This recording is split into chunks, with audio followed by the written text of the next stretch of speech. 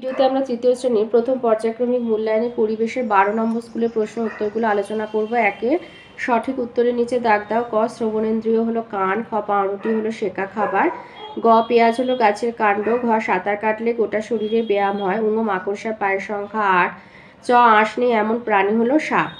2 শূন্যস্থান পূরণ। ক এদেশে আলু এসেছে 400 থেকে 500 বছর আগে।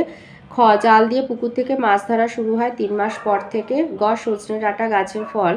ঘ দেশলাই কাঠির মাথায় বারুদ থাকে। ঙ কুলেখাড়া পাতা রক্তাল পাতায় উপকারী। চ কান পরিষ্কার না করলে কানে ময়লা জমে যায়।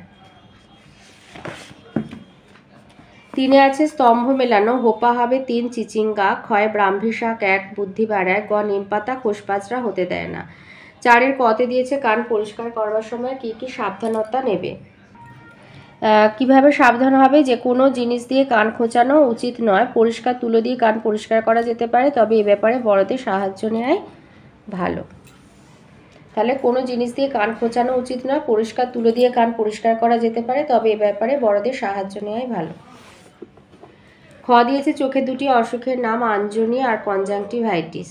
গ মানুষের সঙ্গে মিল আছে এমন দুটো প্রাণী, গিবন শিম্পাঞ্জি। ঘ প্রথমে মানুষ কিভাবে আগুন জ্বালাতো, কাঠে কাঠে ঘষা লেগে বা পাথরে পাথরে ঠোকাঠুকিতে। ঙ 4 প্রকার ভাজা খাবার হচ্ছে চানাচুর, নিমকি, চিপস। চ চামড়ার যত্ন কিভাবে নিতে হয়, স্নান করার সময় সাবান মাখতে হবে এবং পরে সারা শরীরে তেল মাখতে হবে।